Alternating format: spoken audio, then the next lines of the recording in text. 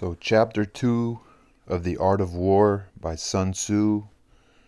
It's actually pronounced Sun-Tzu. Waging of War.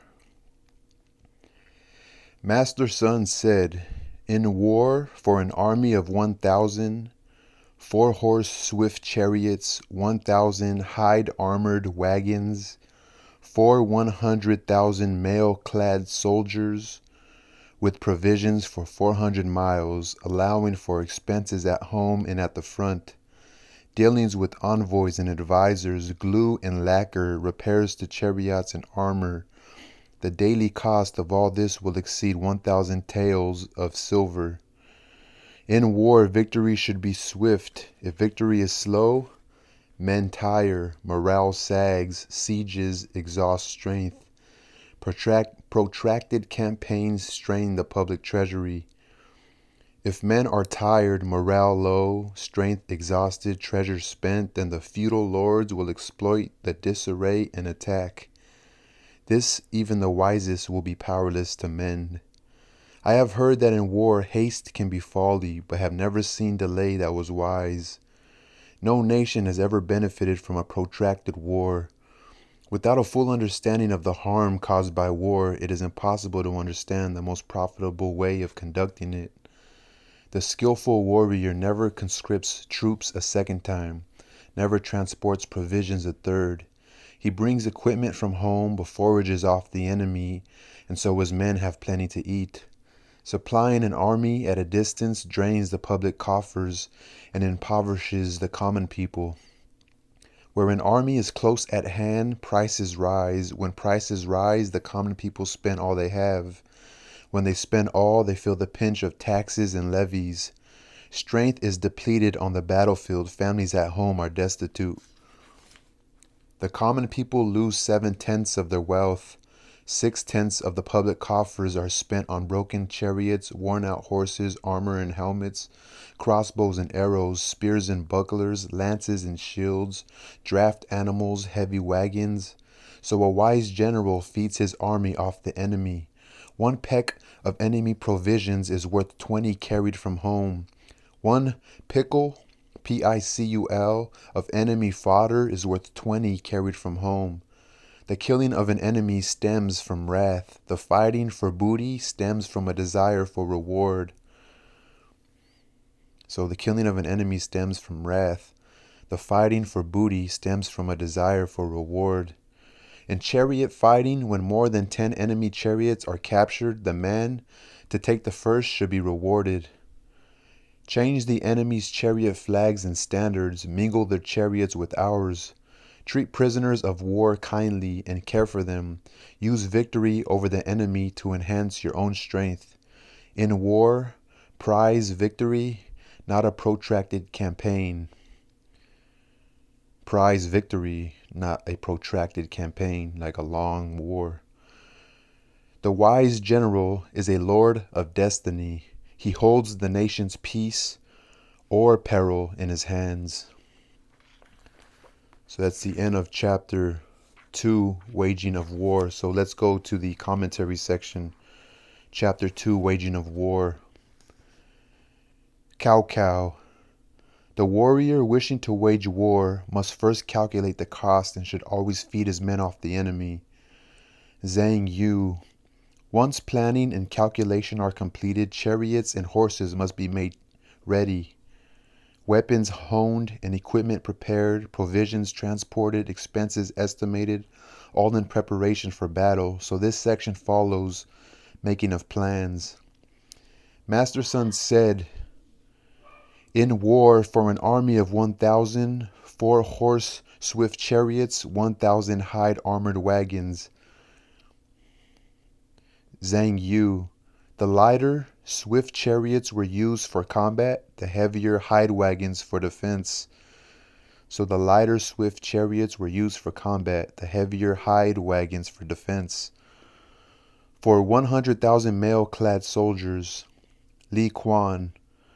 foot soldiers,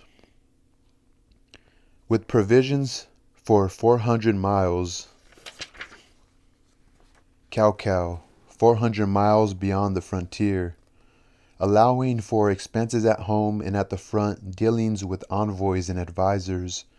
Translator. As Niu Guoping and Wang Fuchang, 1991, point out, among the advisors whose expenses had to be met would have been such individuals as Master Sun himself, a native of the northeastern state of Qiz,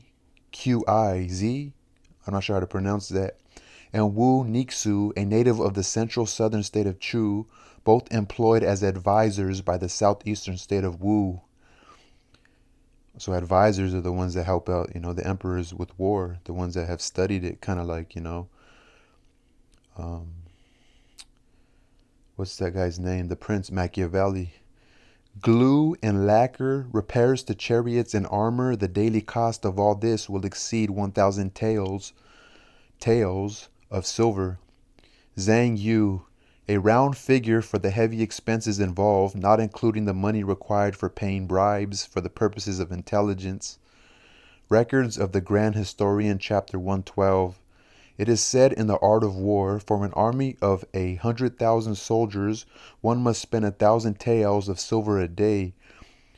The Qin forces were constantly raising large numbers of troops, several hundreds of thousands at a time. Although they succeeded in defeating armies, slaying generals, and taking prisoners from among the barbarians, this only had the effect of stirring up bitter hatred and deep resentment toward Qin. It did not make up for the huge cost to the country. To empty the state coffers and to wear out the common people simply in order to have one's way with the foreign nation is not a sound policy. Does that sound familiar? In war, victory should be swift. Translator. Julius Caesar again. End quote. The keynote of Caesar's generalship was speed. Celeritas. He was swift to calculate and decide, swift to move, and by movement to keep the initiative to surprise the enemy and divide his strength, swift in the hour of battle to seize the tactical opportunity, to remedy the tactical mistake, swift always in pursuit, knowing full well that only he who pursues till he can go no further secures the full fruit of victory. Such speed in war as Caesar's was no gift of fortune. It depended on certain conditions in himself and his army. He had an energy which was invincible and irresistible. He had that courage which ignores fear or danger, but which refuses to be foolhardy. In his expeditions, he combined boldness and caution. He fought his battles not only of design, but as opportunity offered. Edwards, quoting Suetonius in his introduction to the Gallic War. If victory is slow, men tire, morale sags, sieges exhaust strength. Zhang Yu. When a campaign is protracted in order to secure victory, the men become weary and the morale sags. Laying siege to a city hundreds of miles from home inevitably exhausts one's strength. Translator. As narrated in an episode from the popular novel The Romance of the Three Kingdoms, Cao Cao resorted to a characteristically cold-blooded ruse in order to raise the sagging morale of his troops and bring to a successful conclusion the siege of Shuchun. Cao Cao's besieging army of 117,000 required vast stores of grain, but the surrounding districts, stricken by drought, could offer no aid. Cao pressed for battle, but General Li Fang kept within the confines of the camp. After another month, Cao Cao, faced with dwindling supplies, borrowed 100,000 bushels of grain from Sun-Tzu, but he did not distribute it. During the emergency, the commissariat chief Ren Xun and the granary officer Wang Hu petitioned Cao Cao. In quotes, there was not enough to feed so many. What shall we do? Cao Cao ordered him to find a way of tidying us over. And if they complain, asked Wang Hu. I have a plan for that eventuality, Cao Cao assured him. Mao Zonggang comments, in quotes, he was certainly not going to tell Wang his plan at this stage. The officer gave out reduced rations as ordered. Meanwhile, Cao Cao sent his men around to the camps and learned that soldiers were accusing him of cheating them. He then secretly summoned Wang Hu, the granary officer, and said, there is something of yours I would like to borrow to pacify the soldiers. I hope you will not begrudge it.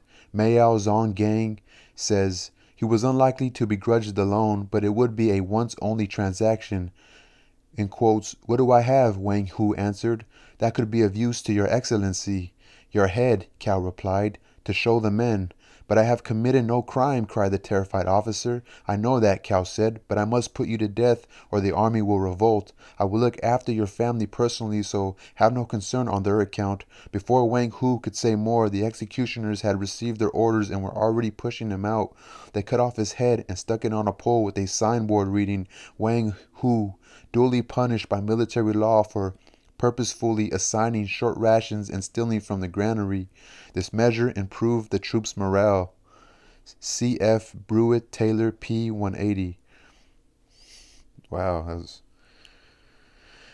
that's Cao Cao's fault, though. Protracted campaigns strain the public treasury. I guess that's where cunning comes involved, right? Okay, protracted campaigns, I think like, long wars, strain the public treasury. Zhang Yu, with the daily expense of 1,000 taels, if the campaign is protracted, of course the public treasury will be insufficient. Emperor Wu of the Han Dynasty, R. 141-87 before Christ, embarked on a policy of extensive exploration and protracted expansion of the empire that exhausted the public treasury. He lived to regret it. History of the former Han, chapter 94. The advisor Yan Yu, 1st century AD, gave the following counsel to the usurper Wang Mang on the inherent difficulty of supplying troops in extended campaigns against the Xiongnu barbarians. In quotes, "On average, for a 300-day journey, one soldier needs to consume 18 bushels of rice, which has to be transported by ox. The ox itself also needs to be fed, which adds another 20 pecks to the weight. Given that the nature of the Xiongnu terrain is desert, with little water or grass, the ox will not survive 100 days. The remaining quantity of food will be too heavy for a soldier to carry. If men are tired, morale low, strength exhausted, treasure spent, then the feudal lords will exploit the disarray and attack. This even the wisest will be powerless to mend." Zhang Wu, as when the state of Wu attacked Chu, 506 BC, took the city of Ying and stayed there a long time without returning home. During the army's protracted absence, the forces of Yu invaded Wu. Even counselors of the distinction of Wu, Zixu, and Master Sun were powerless to save Wu from the disastrous consequences. Also, like when your army's away, then the feudal lords will exploit the disarray and attack. So during the army's protracted absence, the forces of Yu invaded Wu. Yeah, because they were vulnerable. So translator, feudal lords was an expression used collectively for the various rival states into which the feudal Zhou kingdom disintegrated during the spring and autumn.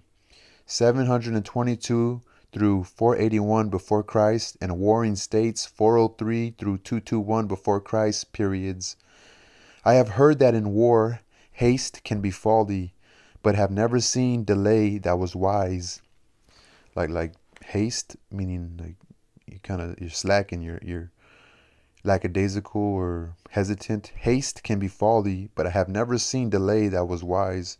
Or no, haste is actually going too fast. I have heard that in war, haste can be folly, like you're going off reaction as opposed to thinking before you do something, but have never seen delay that was wise. Chen Hao, as the saying goes, a clap of thunder leaves no time to cover the ears. A flash of lightning strikes before the eyes can blink. Du Mu, in obtaining victory, it is supreme speed that counts. Even if the tactics are foolish, speed avoids the twin pitfalls of expense and exhaustion. This is wisdom. He Yangzi, haste may be foolish, but at least it does not expend energy and treasure. Protracted operations may be very wise, but they may also bring calamity in their train. Zhang Yu, so long as victory is achieved, foolish haste is better than wise delay. Giles, what Master Sun says is that while speed may sometimes be injudicious, tardiness can never be anything but foolish, if only because it means impoverishment to the nation. The classic example of Fabius Cunctator Quintus Fabius Maximus, the delayer, Roman general in the Second Punic War against Hannibal, d. 203 before Christ, will inevitably occur to the mind. That general, famous for his cautious, delaying tactics, deliberately measured the endurance of Rome against that of Hannibal's isolated army because it seemed to him that the latter was more likely to suffer from a long campaign in a strange country. See the famous line of Aeneas, Annals, the seventh, Unus homo nobis cunctando restituit rem. One man by delaying saved the state for us. One man by delaying saved the state for us. But it is a moot question whether his tactics would have proved successful in the long run. No nation has ever benefited from a protracted war. Li Quan. The spring and autumn annals say, war is like fire. Those who cannot bring hostilities to a close burn themselves out. Translator. As John Dryden, 1631 through 1701, so the translator speaks, as John Dryden, 1631 through 1701, observed in the play Tyrannic Love, all delays are dangerous in war. According to the Chinese General Tao Hanzang, General Westmoreland quoted this very sentence from Masterson as his argument for withdrawing his troops from Vietnam. Without a full understanding of the harm caused by war, it is impossible to understand the most profitable way of conducting it. Guiles, that is, with rapidity. Only one who knows the disastrous effects of a long war can realize the supreme importance of rapidity in bringing it to a close. Do you, when planning a campaign, if one does not consider the potential disasters, one will not be able to reap the benefits. The skillful warrior never conscripts troops a second time, never transports provisions a third. Cow. Seize victory when you first draft your troops. Do not return to raise more men. Seize victory when you first draft your troops. Do not return to raise more men. Like if you got to come back and get more men to go fight, just saying that's not, you're probably behind or your plan isn't working. So Giles, once war is declared, he will not waste precious time in waiting for reinforcements, nor will he turn his army back for fresh supplies, but crosses the enemy's frontier without delay. This may seem an audacious policy to recommend, but with all great strategists, from Julius Caesar to Napoleon Bonaparte, the value of time, that is, being a little ahead of your opponent, has counted for more than either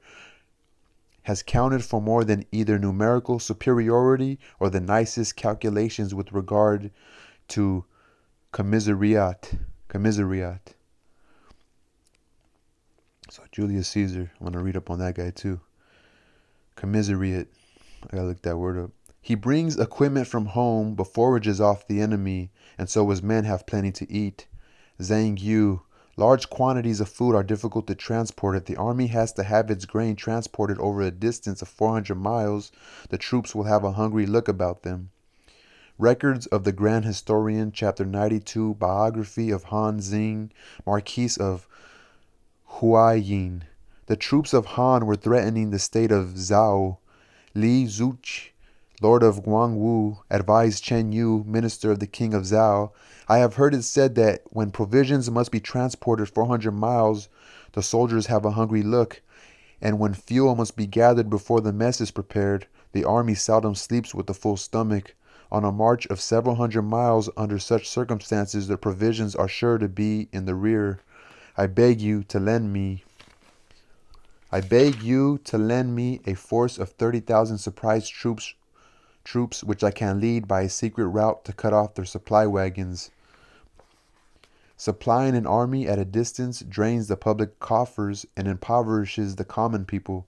Zhang Yu, of course it does. If the strength of 700,000 households has to be used to supply for food an army of 100,000 men at a distance of 400 miles. Du Mu, the book of Master Guan, ca. 250 BC, says transporting grain 100 miles uses up a year's stock of grain. 150 miles, 2 years, 200, and the common people begin to look hungry. Where an army is close at hand, prices rise. When prices rise, the common people spend all they have. When they spend all they When they spend all, they feel the pinch of taxes and levies. Strength is depleted. On the battlefield, families at home are destitute. Translator.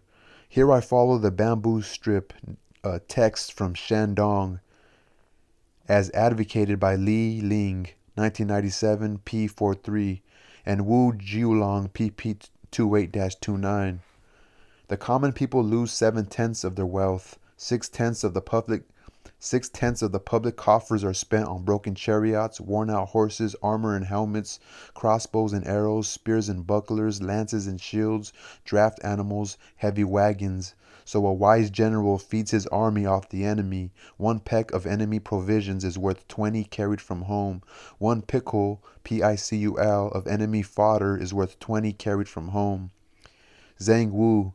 Because 20 cartloads will be consumed in the process of transporting 1 cartload to the front, or even more, if the terrain is difficult. Translator. I have taken a certain liberty with the exact measurements, since Master Sun is more concerned with relative amounts. At this point in the text, the commentators ancient and modern write at inordinate length on the exact quantities indicated by the terms used. The killing of an enemy stems from wrath. Dumu. As when the Ji general Tian Dan was defending the city of Jimo and deliberately caused the Yan army to cut off the noses of their Ji prisoners and to exhume the bodies of the Ji dead. He Yangzi, amplifying Dumu. When the Yan army surrounded the city of Jimo in the state of Ji 279 BC, they cut off the noses of all their Ji prisoners. In the story as related by Sima Jian in his records of the Grand Historian, chapter 82, which for the most part He Yangzi is repeating verbatim, it is in fact the Ji general Tian Dan's own cunning stratagem to suggest this nasty idea to the men of Yan. The men of Ji were enraged by this and as a result defended the city all the more courageously. Tian Dan then sent a double agent to misinform the Yan troops, saying, "Our people fear that you will dig up the graves outside the city walls and dishonor our ancestors. The very thought makes us tremble with horror." Sure enough, the Yan soldiers went ahead and dug up the graves, then burned the corpses. The inhabitants of Jimo witnessed this desecration from the city walls and wept with rage. Now they wished to go out and do battle. The wrath kindled tenfold. Tian Dan knew that his troops were ready and proceeded to inflict a crushing defeat on the army of Yan. Translator. In the records of the Grand Historian, Tian Dan is credited with several other cunning ruses, including the idea of launching through breaches in the city walls 1,000 bulls swathed in red silk and painted in bright colors to look like dragons, their tails soaked in oil and blazing. The Grand Historian Sima Jian comments, quoting Master Sun, chapter 5, in warfare, engage directly, secure victory indirectly. The skillful general uses both direct and indirect with infinite variety. Tian Dan's tactics were unorthodox. At first he was yielding like a young virgin, then swift as an escaping hare. This whole historical episode is referred to again and again by Master Sun's traditional commentators. Zhang Yu. In the military classic Master Wei Liao, it says, "What stirs the people to make war is their spirit." I guess I guess in Chinese is Zi, Qi. When their spirit is kindled to wrath, then they will do battle. The fighting for booty stems from a desire for reward. Do you? If the men know that victory will be richly rewarded, they will brave any danger and gladly enter the fray. Such is the beguiling force of material reward. In chariot fighting, when more than 10 enemy chariots are captured, the man to take the first should be rewarded. Change the enemy's chariot flags and standards. Cow. Make them the same as ours. Meaning, like, yeah, not gonna be flying your enemy's symbol, Make them look like yours, Make them yours now. So mingle their chariots with ours, Zhang Yu.